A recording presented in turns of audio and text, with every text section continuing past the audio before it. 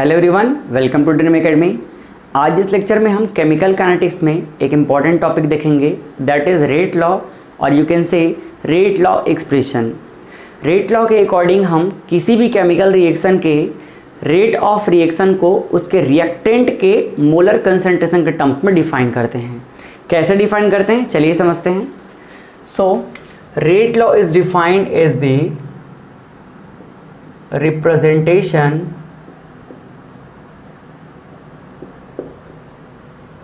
representation of rate of reaction in terms of molar concentration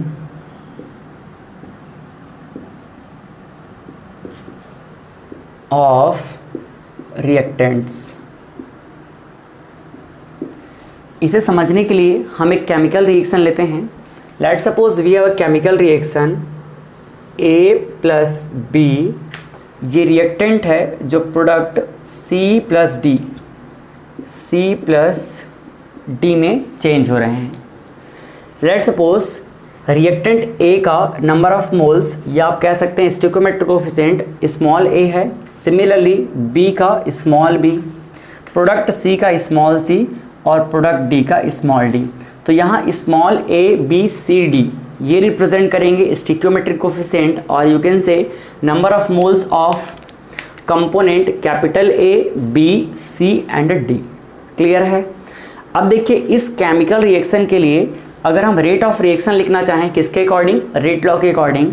so according to rate law, rate of reaction for this chemical reaction will be directly proportional to the molar concentration of reactant A की power x and reactant B की power y। यहाँ दो नई चीज़ें मिली है हमको, x और y। तो x क्या है, x है order of reaction with respect to reactant A। Similarly y क्या है, order of reaction with respect to reactant B। यहाँ देखिए A का कोफिशिएंट A है और यहाँ A का पावर x है, तो आप बिल्कुल यहाँ कंफ्यूज ना होइएगा कि A का कोई रिलेशन है x से। इस तरह से यहाँ जो x है ऑर्डर ऑफ रिएक्शन, इसका x से कोई रिलेशन नहीं है।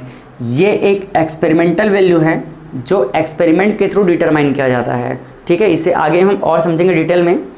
अब देखिए यहाँ से अगर हम प्रोपोर्शनल टू का साइन रिमूव करेंगे तो ये हो जाएगा rate of reaction equal to एक कांस्टेंट एग्जिस्ट करेगा दैट इज k, और ये हो जाएगा k इंटू A की पावर x B की पावर y। ठीक है, और इसे हम कहते हैं रेट लॉ इक्वेशन, या आप कह सकते हैं रेट लॉ एक्सप्रेशन, या फिर आप रेट लॉ भी कह सकते हैं। तो इस तरह से हमने इस केमिकल रिएक्शन के रेट ऑफ रिएक्शन को रिएक्टेंट के मोलर कंसंट्रेशन के टर्म्स में डिफाइन किया है। ये जो ब्रैकेट है ना, ये रिप्रेजेंट करता है मोलर कंसंट्रेशन को। ठीक है, अब जो चीज़ें हमको नहीं मिली है यहाँ पे k क्या है, k है रेट कांस्टेंट, या इसे हम वेलोसिटी कांस्टेंट भी कहते हैं, या फिर स्पेसिफिक रेट कांस्टेंट भी कहते हैं। तो चलिए इन सारे टर्म्स को हम डिफाइन कर लेते हैं। Where k is equals to rate constant, और you can say velocity constant. Velocity constant को बिल्कुल माइंड में रखिएगा, इस पे एग्जाम में क्वेश्चन पूछे जाते हैं। या फिर इसे ही हम कह लेते हैं क्या, इसे हम कह लेते हैं स्पेसिफिक रेट कांस्टेंट। ठीक है, ये सारे k के ही नेम्स हैं। नेक्स्ट अगर हम बात करें small x and small y की, तो स्मॉल x किसको रिप्रेजेंट करेगा, स्मॉल x रिप्रेजेंट करेगा order of reaction with respect to reactant A। Similarly Y किसको रिप्रेजेंट करेगा, ऑर्डर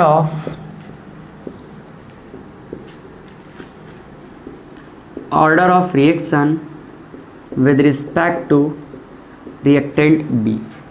ठीक है, जहाँ अगर हम बात करें small a small b small c small d, तो ये सब क्या है, स्टिक्योमेट्रिक कोफिशिएंट है capital A capital B capital C capital D का। तो उसे आप लिख लीजिएगा।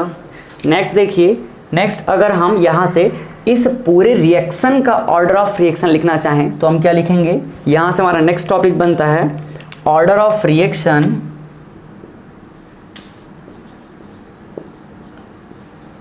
ऑर्डर ऑफ रिएक्शन जिसे हम स्मॉल एन से रिप्रेजेंट करते हैं। चलिए इसे समझते हैं अब हम।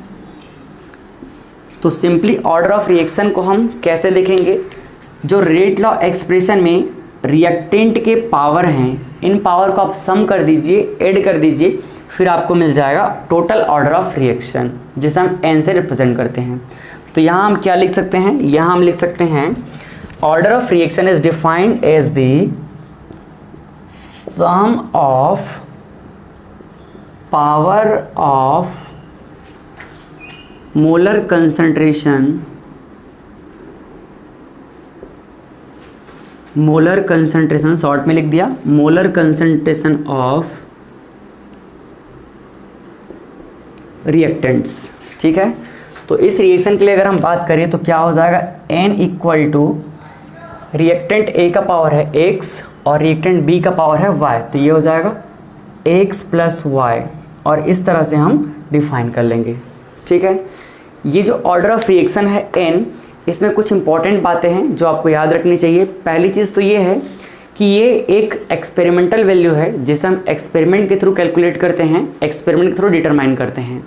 दूसरी इंपॉर्टेंट बात है कि आगे हम देखेंगे इसको, ऑर्डर ऑफ रिएक्शन n है, इसकी वैल्यू 0 भी हो सकती है या कोई भी इंटीजर हो सकता है, या स्पेशल बात ये है कि ये कोई फ्रैक्शन भी हो सकता है, जैसे 1/2, 3/2 ये भी हो सकता है। तो जब हम मॉलिक्युलरिटी पढ़ेंगे तो वहाँ ये पॉइंट्स है, इसको डिफ्रेंशिएट करेंगे। ठीक है, अब देखो नेक्स्ट एक और बात है, ये जो x और y है ऑर्डर ऑफ रिएक्शन में, या फिर आप बोल सकते हैं सिंपली ऑर्डर ऑफ रिएक्शन का यहाँ पर जो कोफिशिएंट है हमारे रिएक्शन में उससे कोई रिलेशन नहीं है। तो ये सारी बातें हैं जो आपको बिल्कुल माइंड में रखनी चाहिए। फिर से मैं बोलता हूँ, ये सारी बातें जो अभी बोली है वो क्या है, एक इम्पॉर्टेंट पॉइंट है जो आपको मॉलिक्युलरिटी से डिफरेंस क्रिएट करेगा। अभी हमने ऑर्डर ऑफ रिएक्शन के बारे में जो बातें समझी है उन्हें अब नोट डाउन कर लेते हैं। तो ये नोट करके हम कुछ पॉइंट्स लिख सकते हैं। First point, order of reaction n is determined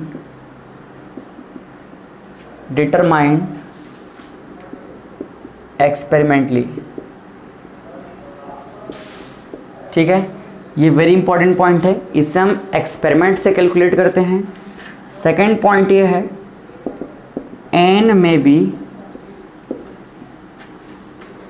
0 any integer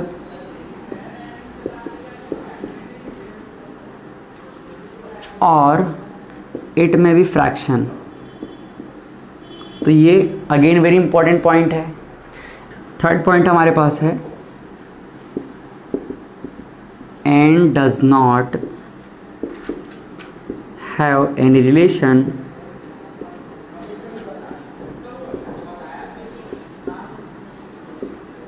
with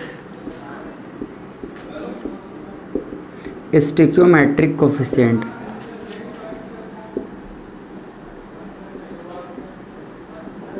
ठीक है, तो ये जो ऑर्डर ऑफ रिएक्शन n है इसका इस रिएक्शन के कोफिशिएंट से कोई रिलेशन नहीं है, इसको हम एक्सपेरिमेंटली ही कैलकुलेट करते हैं। तो ये जो पॉइंट्स हैं, हमने 3 पॉइंट्स जो देखे हैं काफ़ी इंपॉर्टेंट है आपके लिए, ये आगे के टॉपिक्स में फिर से आपको मिलेंगे तो माइंड में रखिएगा। पहला पॉइंट ये है कि n एक एक्सपेरिमेंटल वैल्यू है, मीन्स ऑर्डर ऑफ रिएक्शन को आप हमेशा एक्सपेरिमेंटली ही कैलकुलेट करेंगे। सेकेंड पॉइंट, इसकी जो वैल्यू है 0 भी हो सकती है, विच इज़ वेरी इंपॉर्टेंट, कोई भी इंटीजर जैसे 1, 2, 3 हो सकता है। नेक्स्ट, ये फ्रैक्शन भी हो सकती है, मीन्स 1/2, 3/2 इस तरह के भी वैल्यू आपको देखने को मिलेंगे। एंड थर्ड पॉइंट, ये जो ऑर्डर ऑफ रिएक्शन है इसका इन कोफिशिएंट से कोई रिलेशन नहीं है। ठीक है, तो चलिए नोट कर लीजिए फिर इसको आप। नेक्स्ट हम बात करेंगे रेट कांस्टेंट की। तो रेट कांस्टेंट के लिए हम अभी जो रेट एक्सप्रेशन हमारे पास है इसे हम इक्वेशन नंबर फर्स्ट एज्यूम कर लेते हैं और हम देखते हैं रेट कांस्टेंट। रेट कांस्टेंट जिसे हम k से डिफाइन करते हैं। रेट कांस्टेंट की वैल्यू डिफाइन करने के लिए हम क्या करेंगे, जो इस रिएक्शन में हमारे पास, इस एक्सप्रेशन में जो हमारे पास रिएक्टेंट प्रेजेंट है ए और बी, उनके कंसंट्रेशन को 1 एज्यूम कर लेते हैं। तो let suppose if we have concentration of A is equals to 1 mole per litre and other reactant B equal to also 1 mole per litre, then अगर हम इन वैल्यूज़ को कहाँ पुट करें, इक्वेशन नंबर फर्स्ट में, तो ये हो जाएगा R O R equal to k 1 की पावर x एंड 1 की पावर y। मीन्स सिमिलरली इसकी वैल्यू आपको क्या मिल गई, k। तो यहाँ से आप लिख सकते हैं k equal to R O R. तो यहाँ से हम रेट कांस्टेंट को डिफाइन कर सकते हैं। Rate constant k is equal to the rate of reaction if all the reactants are unity. जब सभी रिएक्टेंट्स की वैल्यू 1 हो जाए तो उस कंडीशन में rate of reaction he rate constant को डिफाइन करता है। क्लियर है। नेक्स्ट अब हम बात करेंगे यूनिट ऑफ रेट कांस्टेंट की। ये काफ़ी इंपॉर्टेंट है हमारे लिए, क्योंकि इसका यूज़ हमें आगे जब types of order of reaction पढ़ेंगे तो वहाँ भी करना है। तो अगला टॉपिक क्या है हमारा, यूनिट ऑफ रेट कांस्टेंट के। इसके लिए अगेन हमें इक्वेशन नंबर फर्स्ट का यूज़ करना है। इक्वेशन नंबर फर्स्ट से हम k का वैल्यू लिखेंगे, k is equals to rate of reaction upon a की पावर x b की पावर y। अब रेट कांस्टेंट को डिफाइन करने के लिए हमें आर ओ आर और ए बी का यूनिट पता होना चाहिए। तो यहाँ पर इसके यूनिट को हम 2 फेज में ले सकते हैं। पहला एक्वस फेज में, तो यहाँ पे जब एक्वस फेज की बात करेंगे तो वहाँ पे हम यूज़ करते हैं कंसंट्रेशन का, और कंसंट्रेशन का यूनिट हम क्या लिखते हैं, कंसंट्रेशन का यूनिट हम यूज़ करते हैं मोल पर लीटर। ठीक है, यहाँ पर लीटर को हम कैपिटल एल से रिप्रेजेंट कर लेंगे। तो इसके अकॉर्डिंग हमारे पास जो के है इसकी वैल्यू क्या हो जाएगी, के इज इक्वल्स टू, देखिए यहाँ पे क्या होगी, वेरी इंपॉर्टेंट चीज़ है ये, यहाँ पे हो जाएगी रेट ऑफ रिएक्शन का यूनिट होगा मोल पर लीटर पर टाइम। टाइम की जगह आप चाहें तो सेकंड का यूज़ कर सकते हैं। तो इस तरह से हम रिप्रेजेंट कर लेंगे क्या, रेट ऑफ रिएक्शन के यूनिट को। फिर नेक्स्ट अगर हम बात करें रिएक्टेंट के कंसंट्रेशन की, तो ये क्या हो जाएगा, ये हो जाएगा मोल पर लीटर की पावर x। अगर b की बात करें तो इसका भी यूनिट क्या होगा, मोल पर लीटर की पावर y। अब यहाँ से देखिए, इसको सिंप्लीफाई कर लेते हैं हम। तो यहाँ पे देखिए मोल पर लीटर और यहाँ भी मोल पर लीटर, मोल पर लीटर, कुछ कॉमन चीज़ें यहाँ पे आने वाली है। यहाँ पर देखिए दोनों का बेस क्या है, बेस सेम है, तो यहाँ पर इसके पावर ऐड हो जाएंगे। और यहाँ पर इसको मैं क्या लिख सकता हूँ, इसे मैं लिख सकता हूँ मोल पर लीटर। इस टाइम को मैं अगर ऊपर ले जाऊँ तो क्या हो जाएगा, ये देखिए यहाँ पर ये हो जाएगा टाइम इनवर्स। ठीक है, क्या इस तरह से लिख सकते हैं, बिल्कुल लिख सकते हैं। न्यूमरेटर को हम अपॉन डिनोमिनेटर में देखिए क्या हो जाएगा, ये हो जाएगा मोल पर लीटर, इसके पावर ऐड हो जाएंगे तो x प्लस वाई, और x प्लस वाई को हम क्या कह सकते हैं, n कह सकते हैं। तो आगे देखिए क्या होने वाला है, k इक्वल टू ये हो जाएगा मोल पर लीटर, इसकी पावर में कुछ नहीं है मतलब 1 है, तो ये 1 हमारे लिए आगे इंपॉर्टेंट है, टाइम की पावर -1 अपॉन, यहाँ से देखिए मोल पर लीटर, यहाँ पे इनको अगर मैं चाहूँ तो क्या लिख सकता हूँ, n लिख सकता हूँ। तो ये हो जाएगा मोल पर लीटर की पावर n, ये हो गया n। ठीक है, अब देखिए यहाँ भी मोल पर लीटर, यहाँ भी मोल पर लीटर, ये क्या है, a की पावर m अपॉन a की पावर n, मीन्स ये ऊपर जाके माइनस हो जाएगा। इतनी कैलकुलेशन तो बिल्कुल मैं एक्सपेक्ट कर सकता हूँ आपसे। ठीक है, अब देखिए यहाँ पे क्या हो जाएगा, मोल पर लीटर, ये हो जाएगा 1 माइनस n, तो ये हो गया हमारे पास 1 माइनस n, और ये हो जाएगा टाइम इनवर्स। तो फाइनली ये हमारे पास यूनिट है जब हम एक्वस फेज कंसिडर करेंगे। तो इसमें एक लाइन में और रिप्रेजेंट कर सकता हूँ, देखिए यहाँ पे k इक्वल टू क्या लिख सकते हैं इसे हम, मोल पर लीटर की पावर 1 माइनस n, और ये हो गया टाइम की पावर -1। टाइम की जगह पे आप चाहें तो सेकंड का यूज़ कर सकते हैं, और ये फाइनली क्या हो जाएगा, ये हो जाएगा मोल पर लीटर की पावर 1 माइनस n, और ये हो जाएगा सेकंड इनवर्स। ठीक है, तो n का जो वैल्यू है ऑर्डर ऑफ रिएक्शन पे डिपेंड करेगा, 0 है तो 0 पुट करेंगे, 1 है तो 1 पुट करेंगे।